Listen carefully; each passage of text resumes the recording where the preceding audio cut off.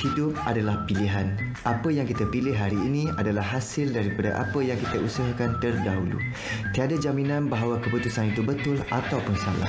Yang penting, percaya pada diri sendiri, walau ke mana pun anda pergi.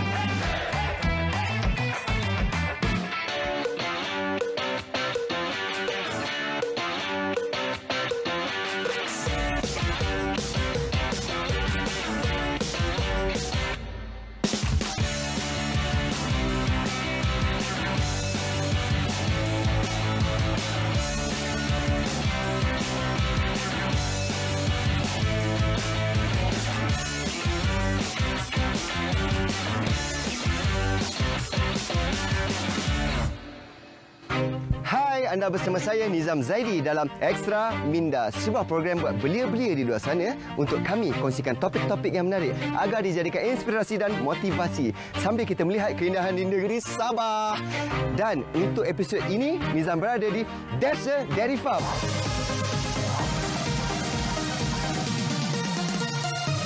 Siapakah tetamu kita untuk episod kali ini? Beliau merupakan seorang pelakon yang sedang meningkat naik. Siapakah dia? Sekarang dia dekat dalam. Apa lagi? Jom!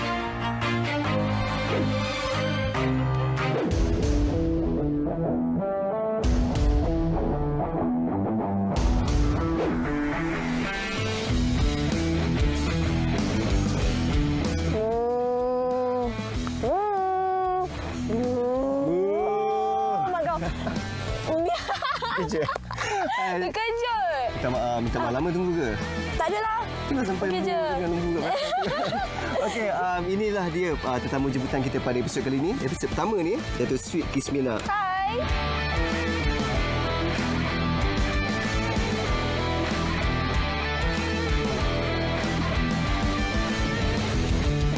Sebelum tu nak tanya, nak panggil Sweet ke nak panggil Kiss? Nizam panggil Sweet je. Sweet je? Sweet je. Sebab dia manis kan? Sebab manis. Muka. Okay, minta maaf sekali lagi sebab lama tunggu. Dan terima kasih banyak-banyak kerana sudi bersama dengan kami dalam Extra Minda. Sebenarnya kita nak borak-borak topik santai macam tu. Tapi sebelum tu, kita mungkin tak borak dekat sini kot. Lah, kenapa? Okey apa kat sini? Okey, tapi macam tak berapa nampak sangat lembu kat belakang tu. Kalau dekat tempat lain mungkin nampak jelas lembu, boleh nampak borak santai macam tu. Rasa lagi feel lah. Boleh kat mana tu? Mungkin kat sana lebih sesuai. Sana? Yes. Banyak lembu? Banyak lembu. Lembu meragut rumput. Kalau Nizam meragut hati Sweet. Alamak. Silakan.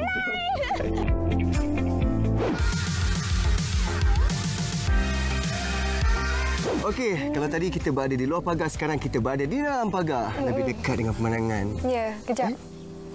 Oh, tengah berjemur. Berjemur, tengah ambil vitamin. Tak, selesa sangat. Dia panas-panas tapi angin sejuk. Kan? Pemandangan yang cantik. Tambahan pula dengan tetamu saya hari ni yang cukup cantik. Sempurna. Okey, Zee. Ya. Okey. Mungkin ramai yang tahu dan mungkin ramai yang tidak tahu. Boleh tak Sweet ceritakan sedikit tentang latar belakang Sweet dan bagaimana pertama kali ataupun bagaimana menceburi dalam bidang lakonan? Okey, kalau latar belakang sebenarnya Sweet bukanlah dalam setahun 2 tahun dalam industri. Sweet sebenarnya dah bermula sejak umur dalam 8 tahun 9 tahun. Lama dan Sweet bermula dengan teater. Wow. Teater dekat Istana Budaya. So Sweet mulakan dengan teater. Waktu tu memang sangat popular dengan teater kanak-kanak. Dan daripada teater itulah Dato' Aznil Haji Nawawi dia nampak Sweet dan dia kata cuba masuk dia punya rancangan. Masuk rancangan dia, orang nampak, lepas tu pergi uji bakat. Alhamdulillah masa umur 9-10 tahun Sweet dapat masuk satu drama dan pegang watak yang sangat dibenci oleh orang ramai. Dan itu yang buat orang kenal Sweet sampai sekarang. Okey, baiklah. Okey, baiklah. Selepas SPM pula, Sweet buat apa? Sweet buat tak tahu je. Tak adalah. Lepas SPM kita umur 17 tahun 17 kan? tahun, yes, Okey. 18 tahun Sweet sibuk dengan lakonan dan juga mengacara. Sweet banyak buat untuk rancangan kanak-kanak. Lepas tu 19 tahun baru Sweet masuk belajar. Sweet ambil dalam jurusan Public Relation dalam Mass Komunikasi.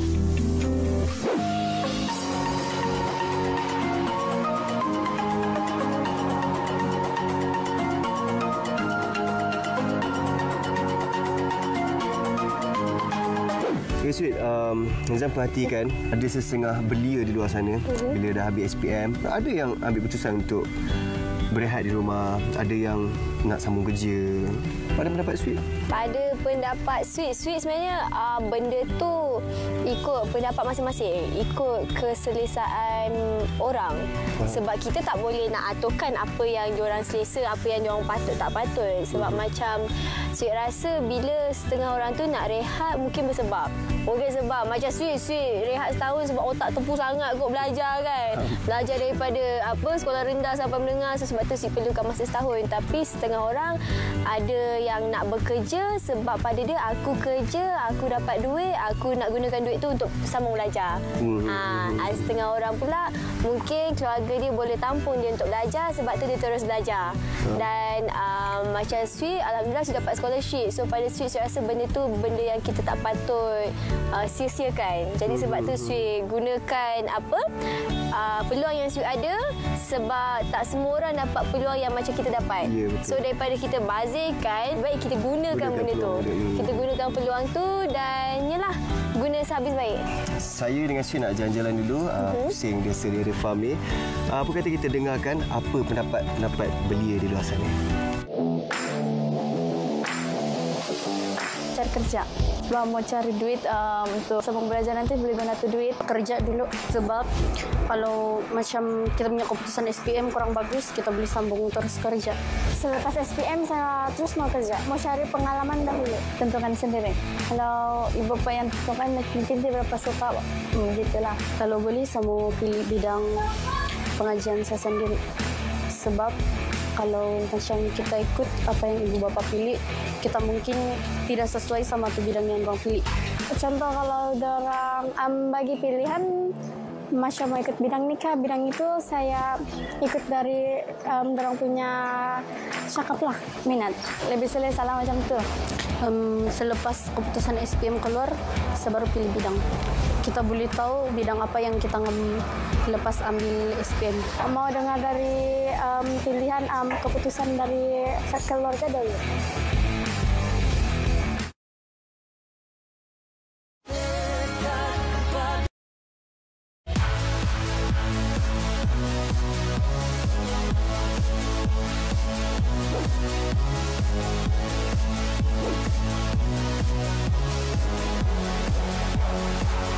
Kembali semula dalam Extra Minda. Okey, Sweet.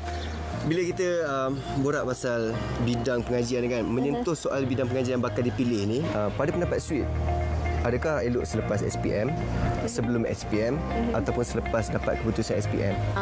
Ikut suka hatilah nak buat time bila. Tapi pada pendapat Sweet lah, secara jujurnya Sweet lebih rasa kepada sebelum SPM. Sebab bila kita dah fikir pasal benda tu, kita secara tidak langsung kita tahu apa kita nak buat untuk masa akan datang.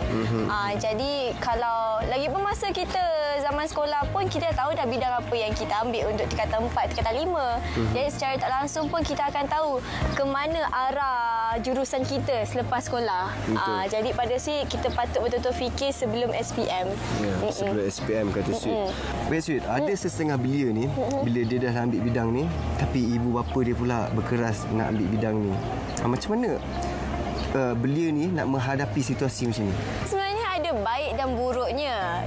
Yang tak eloknya bila kita terlalu ikut dan kita rasa kita betul-betul tak nak dan kita memberontak, itu yang akan jadi orang akan kata nanti habis belajar tak jadi apa-apa. So pada Sweet rasa kalau andai kata betul kita nakkan sesuatu jurusan tu, kena bagi keyakinan kepada ibu bapa kita. Kita kena cakap, kena buat research lah. Kita kena tunjuk apa sebab kenapa kita nak, kat mana, dah tahu dah college mana nak masuk. Kena meyakinkan mereka, ataupun kalau ada seseorang di college yang kita nak masuk tu ada kaunselor yang boleh meyakinkan ibu bapa, lebih baik kita jumpa dengan orang yang lebih berpengalaman. Setuju. Jadi secara tak langsung keluarga pun ibu bapa akan rasa yakin dengan keputusan kita.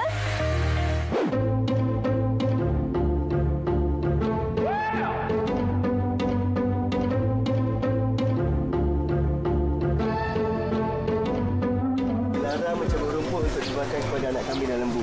Sangat-sangat dilarang. Sebab rumput baru diracun dengan racun rumput.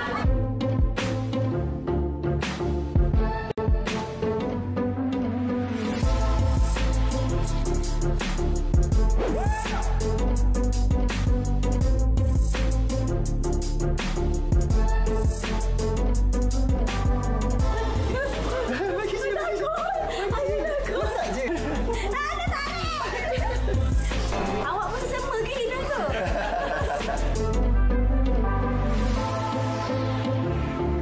Macam mana pula kalau belia-belia ni dia dah pilih bidang ni, dah lama belajar, tiba-tiba nak tukar bidang pula. Alasan tak minat ataupun nak cuba sesuatu yang baru. Apa pendapat Sweet? Banyak berlaku sebenarnya. Macam Sweet punya kawan, Sweet cerita kawan Sweet seorang ni, dia dah sampai semester terakhir dah. Lagi tinggal satu lagi semester tau. Lepas tu dia habis belajar, dia tamat pengajian dia. Tiba-tiba dia rasa, dia cakap dekat Sweet, babe, I tak nak lah. I dah stop belajar. Macam, why? And then dia kata, sebab I nak buka, dia nak buka bisnes. Oh, dia lebih meminati bisnes. Dia lebih meminati bisnes. Lepas tu tanyalah, kenapa sayang lagi satu semester ni semua? Satu semester dalam 3-4 bulan je. Lepas tu dia kata, tak. Sebab I tak rasa, hati I tak rasa ke situ.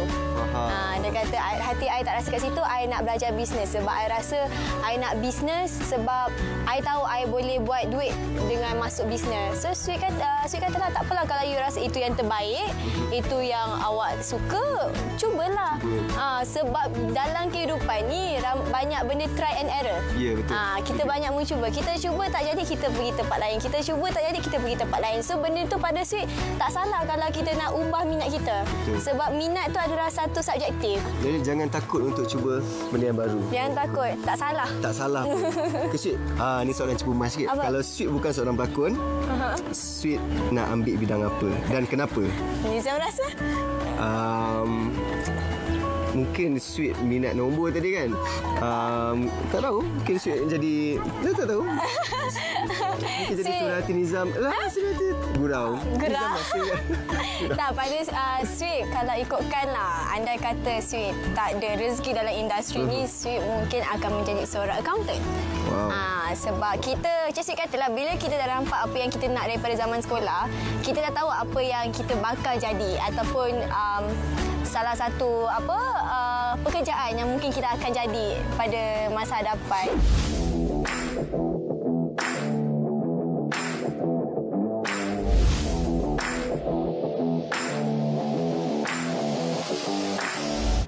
Soalan yang terakhir untuk segmen ni. Adakah SPM penentu masa depan? Ya, betul. Betul. Kenapa?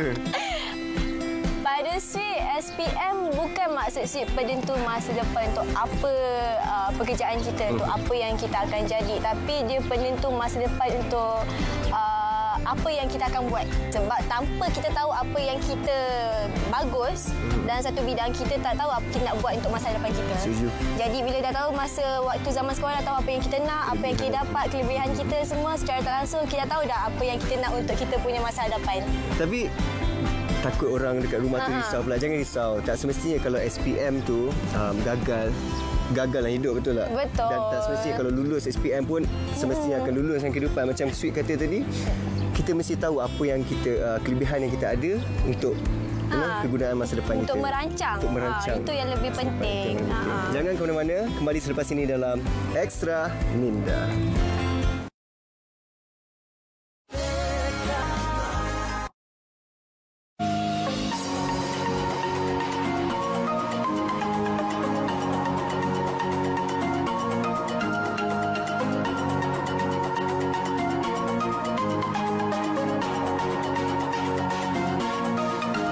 Kembali semula dalam Extra Minda. Okey, kalau Sweet, dia 2 kali je. Ini banyak sangat extra. Oh, mana? Tak boleh lebih. Okey. Extra Minda. Okey, extra Minda. Okey, Sweet. Kata orang kalau datang dekat desa Dairy Farm ni, memang rugilah kalau kita tak cuba dia punya susu segar. Oh. So, Sweet memang penggemar susu segar ke? Sweet suka sangat-sangat susu. Tapi ni sebenarnya pertama kali tau. Sweet nak kali? cuba. Susu segar? Di sini? Yes, Sama. Sedap. Sedap kan? Okay, Sweet.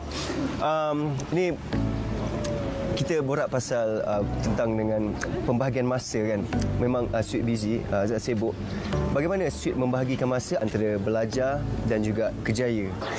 Sweet boleh katakan sangat-sangat susah sebab kalau zaman sekolah dulu, masa Sweet belajar zaman sekolah, dia berbeza tau. Sebab kita tahu dah kan waktu habis sekolah pukul berapa.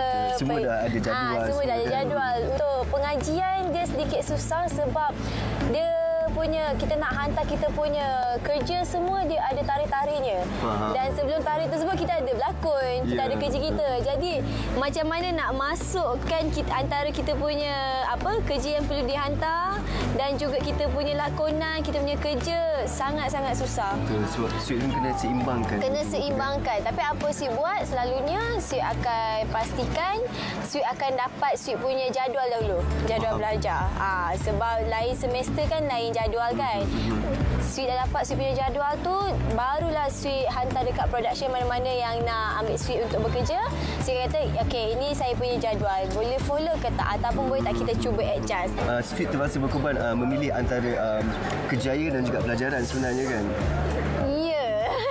Kena berkorban sebenarnya. Dia korban bukan sebab apa. Bukannya kita nak tinggalkan. Ya, betul. Maknanya kita cuba, macam Nizam katalah, kita cuba nak seimbangkan kedua-duanya. Dan apa yang Sweet buat, Sweet korban, kita fikir apa yang patut, apa yang tak patut dulu.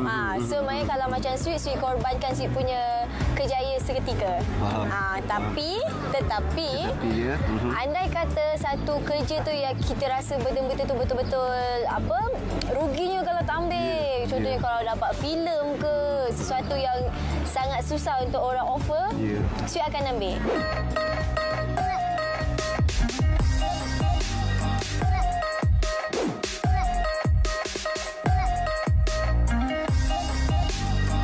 Balik kepada Sweet tadi, Sweet kata dia bijak membahagikan masa. Itulah bila berbalik kepada pengorbanan tu, sebenarnya tak rasa apa sebab Sweet dah pandai uruskan masa untuk kerjaya dan juga pelajaran kan.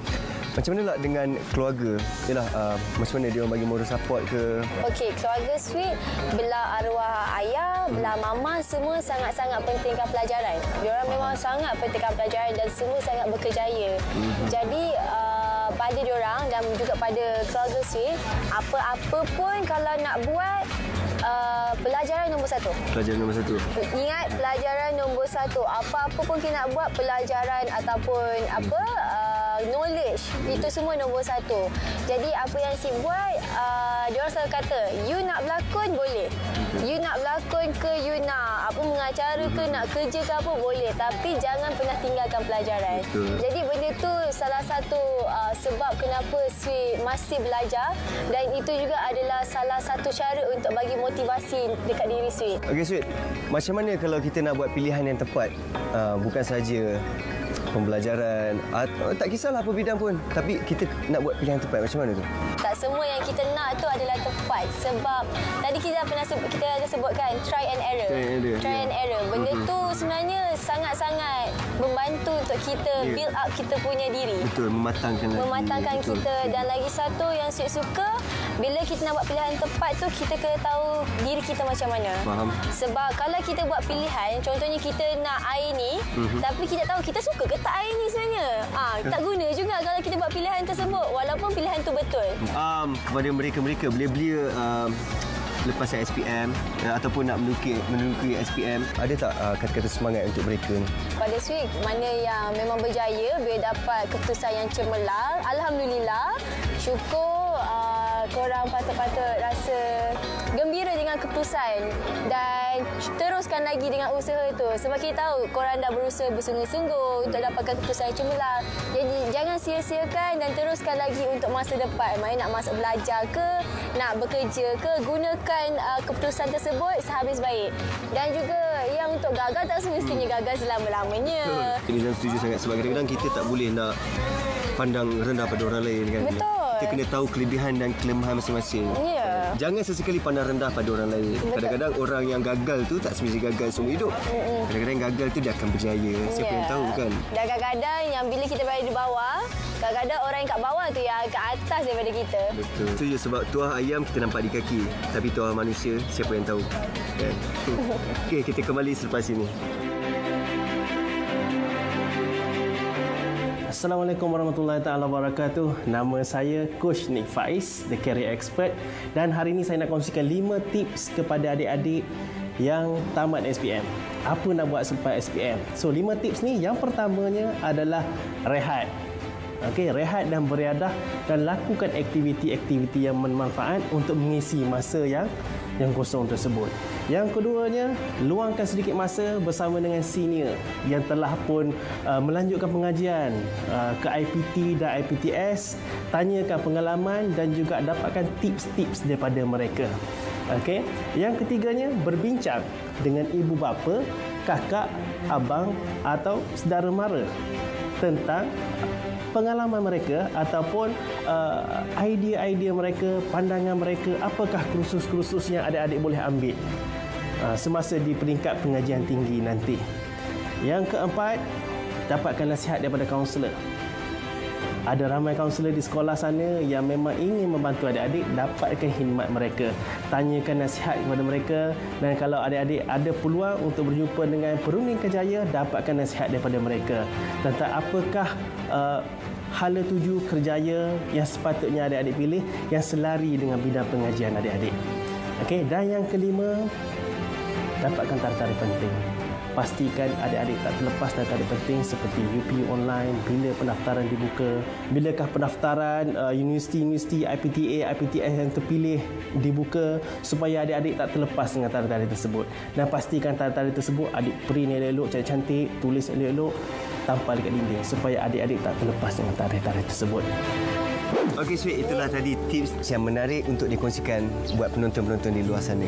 Jadi, Sweet, Nizam nak ucapkan terima kasih banyak-banyak kerana terbang jauh-jauh datang ke Sabah, berjemur di tengah panas, semata-mata untuk berkongsikan tips-tips dan juga memberi motivasi dan juga inspirasi kepada penonton di luar sana. Apa jua keputusan selepas SPM, pastinya kita mengharapkan mereka membuat pilihan tepat. Dan paling penting, percaya dengan diri sendiri. Ya, dan Sweet pun nak ucapkan terima kasih banyak kepada Extra Minda sebab jemput Sweet datang sampai ke Sabah untuk berkongsi ilmu dan juga pengalaman yang Sweet ada kepada penonton. Dan Sweet harap sangat-sangat diorang akan ambil dan buat yang terbaik untuk diri diorang sendiri. Gunakannya. Terima kasih juga dan nanti kita jumpa lagi insya-Allah. InsyaAllah. Okey, buat penonton-penonton di luar sana, jangan lupa saksikan semestinya episod yang akan datang dalam Extra Minda.